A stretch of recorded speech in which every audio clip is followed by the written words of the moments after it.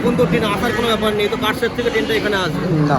তাহলে পরে ডিলে কেন? কিছু ভালো মতো জানিস তো, হাওড়া থেকে যদি হেঁটে চলে আসতো ভালো তাড়াতাড়ি হয়ে যেত। বেশিরভাগ চপ মানেই যে ভালো এটার কোনো কিন্তু গ্যারেন্টি নেই। বুঝে গেলাম স্বর্গে যাবো স্বর্গে কি চামড়া দিয়ে তৈরি করা হোক।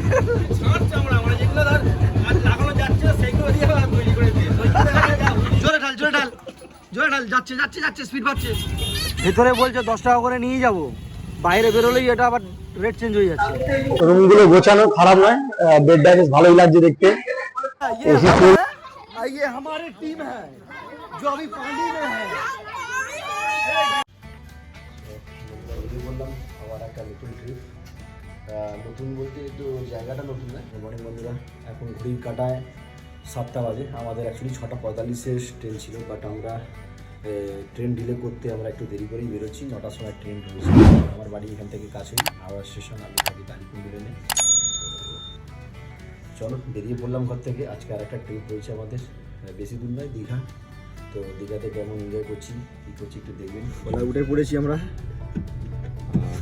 একটু ওয়েট করতে হলো ওলার জন্য। তো হাই করে দাও মাম্মা, মাম্মা একটু হাই করে দাও। হাই হাই হাই করে দাও।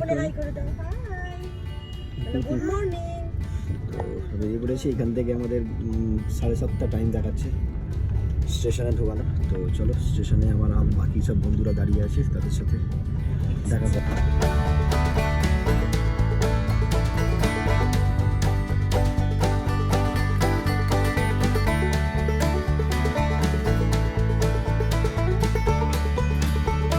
আমরা হাওড়া স্টেশনে চলে এসেছি। আমি আমার মেয়েকে নিয়ে আছি, আর সামনে আমার বর অ্যাজ ইউজুয়াল কুলি হয়ে গেছে, সমস্ত লাগেজ নিয়ে আস্তে আস্তে নতুন প্ল্যাটফর্মের দিকে যাচ্ছে। মোস্ট প্রবাবলি আমাদের ট্রেন 19 নম্বর প্ল্যাটফর্ম থেকে ছাড়বে। ওখানে আমাদের বন্ধুরা ওয়েট করছে। লেটস সি, আগে চলো দেখা হবে।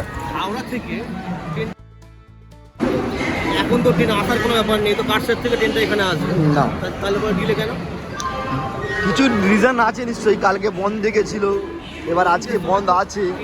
যাবে কাটসের থেকে এখানে আসবে, ডিলে হওয়ার তো খুবই কথা নয়। যদি রানিংয়ে থাকে সময় লাগে, ডিলে হতে ঠিক আছে, কাটসের থেকে আসবে। এরকমই টিকিট ডগি নিয়ে খেলা শুরু হয়ে গেছে ওটা।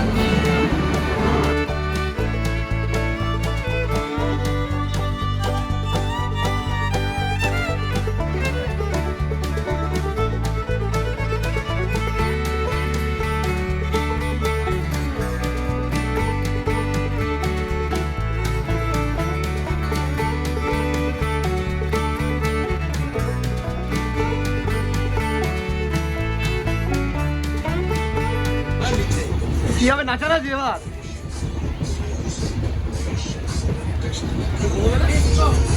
বড় কোথায়?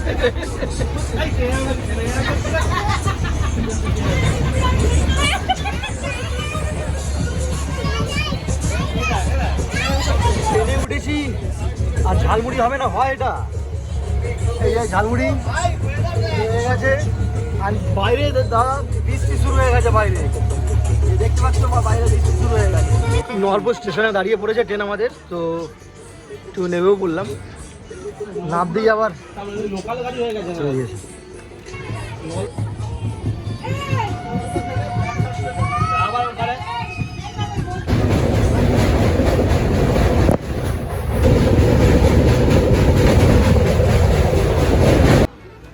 এখন ঘড়ির কাঁটায় মোটামুটি সকাল 10:10 বাজে। আমরা মেচেদা এসে পৌঁছেছি। মেচেদা স্টেশন,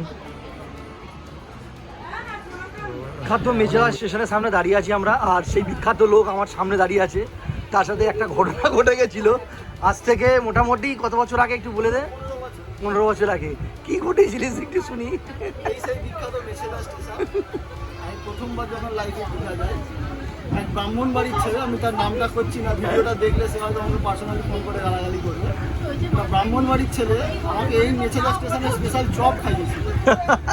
চপটা খাওয়ার পরে যে কী ঘটেছিল সেটা আমি এখানে অন ক্যামেরা বলতে পারবো না।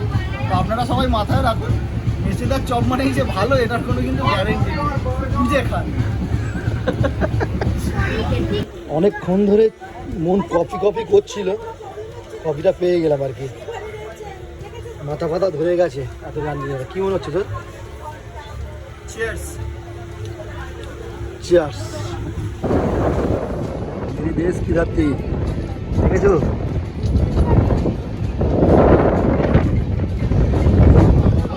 কি হবে?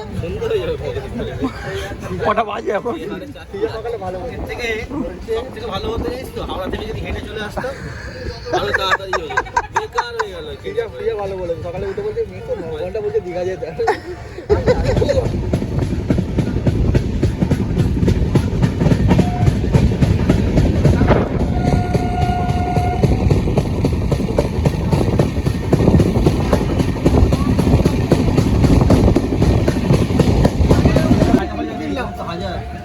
আমাদের এত অসুবিধা হচ্ছে যেতে আসতে, তো আমরা এক কাজ করেছি, ট্রেনটাই কিনে ফেলেছি। পরের বারে এই ট্রেনটাই নিয়ে যাবো আমরা। স্বর্গে যাবো। স্বর্গে যাবো? স্বর্গে যাবো। হেঁটে চলে আয়। ব্যান্ড প্যাকটি কবে? সে তো 2 বছর আগে কিনেছিলিস। তো চলছে এখন। কি চামড়া দিয়ে তৈরি করা? ষাঁড় চামড়া, আমরা যেগুলো ধর আজ লাগানো যাচ্ছে না সেগুলো দিয়ে আমরা তৈরি করে দিই। ওইখানে হাজা হুলি খাজা ষাঁড়।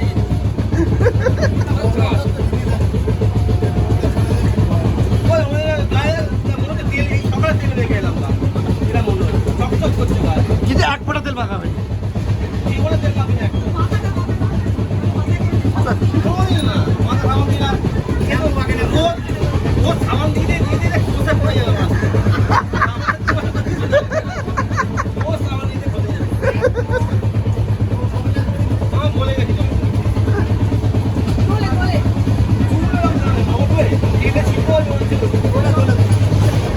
কেন উঠছিস কেন? আমার ট্রেন ছাড়েনি এখনো। ছাড়, ও ছাড়েনি। ট্রেনটা ঢাল, জোরে ঢাল। স্পিড দে, স্পিড দে। হ্যাঁ দেখি দেখি, জোরে ঢাল, জোরে ঢাল, জোরে ঢাল। যাচ্ছে যাচ্ছে যাচ্ছে, স্পিড পাচ্ছে। হ্যাঁ এই স্পিড নিয়েছে। মোটামুটি টাইমে জানি না 12:30 এসে পৌঁছলাম আমরা, যেটা আমাদের পৌঁছানোর কথা 10:30টায় দীঘায়। এই দেখতেই পাচ্ছ দীঘা ঢুকছে ট্রেন, প্ল্যাটফর্মে আস্তে আস্তে ঢুকছে। আর এখানে একটা নতুন দীঘায় মন্দির হচ্ছে, যেটা জগন্নাথ মন্দির, সেটাও এখান থেকে দেখা যাচ্ছে। এখনও আন্ডার কনস্ট্রাকশন রয়েছে, তবে সামনে থেকে দেখাবো। হয়তো অনেকটা সামনের দিকটা হয়েছে, অনেকটা শুনেছি আমি, জানি না, সেটা গিয়ে দেখব। দীঘা নেমে পড়লাম, প্রচুর ভিড়। অ্যাকচুয়ালি ট্রেন ডিলের কারণে অনেক ভিড় রয়েছে। তো এটা হয়তো আরেকটু দেরিতে বেরোতো, কিন্তু 15 মিনিটের মধ্যেই হয়তো ট্রেনটা বেরিয়ে পড়বে। সোজা ওইদিকে বেরোতে ওইদিকে বেরোতে হবে তো। সবাই পেছনে। মেয়ে কোথায়? ওয়াই চলো চলো।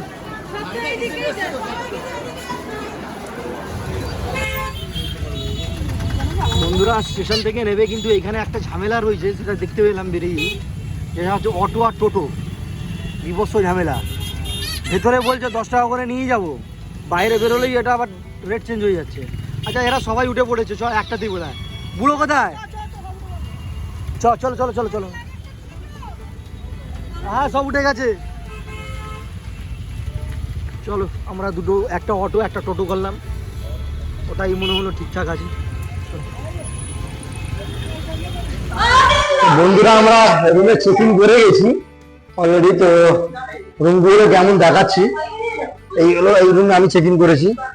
তো বেশ রুমগুলো গোছানো, খারাপ নয়, বেডটা বেশ ভালোই লাগছে দেখতে।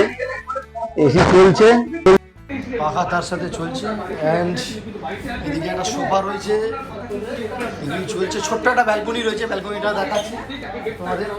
ছোট্ট একটা ব্যালকনি আছে। আপনি যে গোটা ঘটনা ঘটালেন, এটা কি পরিকল্পিতভাবে আগে থেকে পরিকল্পিত করে গিয়েছিলেন?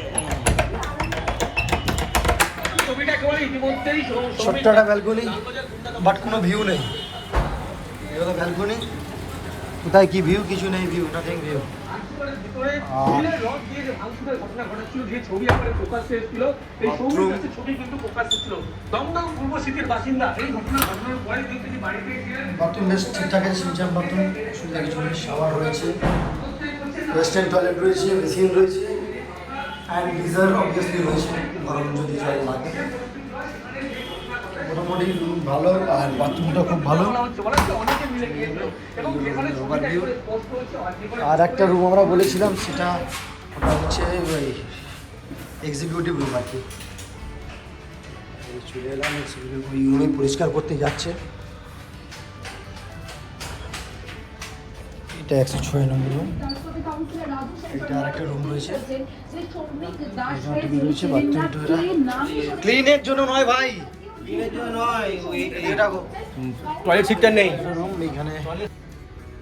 তো সুইমিং পুল আমাদের উপরে রয়েছে আর কি রুফটপে। আর এখন কারেন্ট চলে গেছে, জেনারেটর এমনি রুমে হয়তো কারেন্ট আছে কিন্তু লিফট বন্ধ আছে, কারেন্ট নেই বলে আমাদেরকে হেঁটে উপরে যেতে হবে। আর বেশ ভালো ভিউ রয়েছে হোটেলটার, বেশ গোছানো। বাকি সবাই রেডি হয়ে এখানে এসে লিফটটা দেখতে পাচ্ছ, ওপেন লিফট, মোটামুটি বাইরেটা সব দেখা যাচ্ছে লিফটে।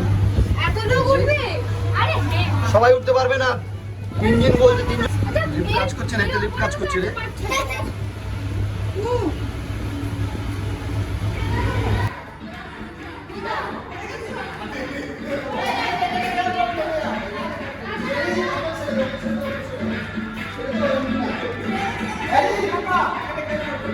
ধরে নিতে হবে একটুখানি। এই যে সুইমিং পুল, আমরা সুইমিং পুলে চলে এসেছি, মোটামুটি আমাদের পুরো গ্রুপ সুইমিং পুলে চলে এসছে।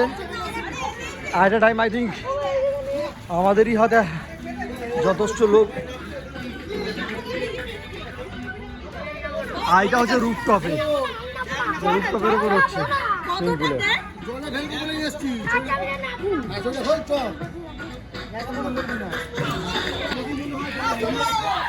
দেখে এদিকে মিঠি, ও মিঠি ওই দিকে এদিকে।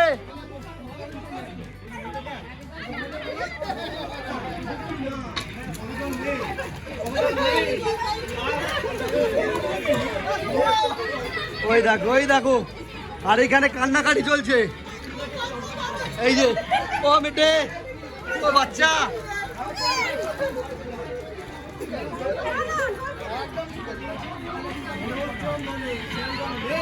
মারা ঝাপা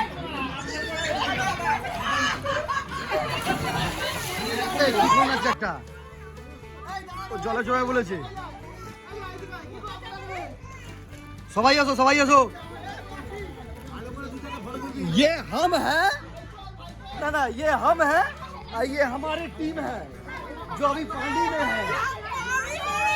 और यहाँ पे पहाड़ी हो रही है। हाथ बोलिए ना, अरे हाथ बोलिए ना।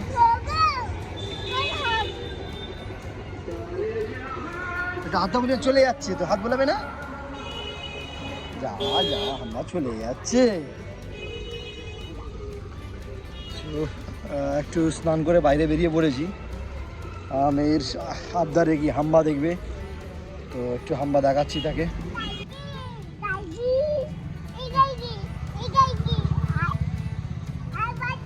তো আমরা লাঞ্চে চলে এসেছি, বাট লাঞ্চের টাইমটা সলিড।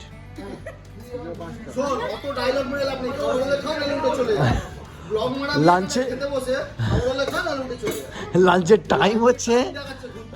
টাইম হচ্ছে আমাদের এখন 5:45। এর 5:45 আমি ভাত খেতে যাচ্ছি। আমি জানি না মানে ডিনার কখন করবো। চলো দেখা যাক কি হয়। তো মোটামুটি আমরা সুইমিং পুলে স্নান ফান করে মনে ঘন্টা দুয়েক এদিক ওদিক করে তারপর আমরা এই ভাত এখন এই পাতে পড়েছি। দেখা যাক পেটে পড়ে কিনা।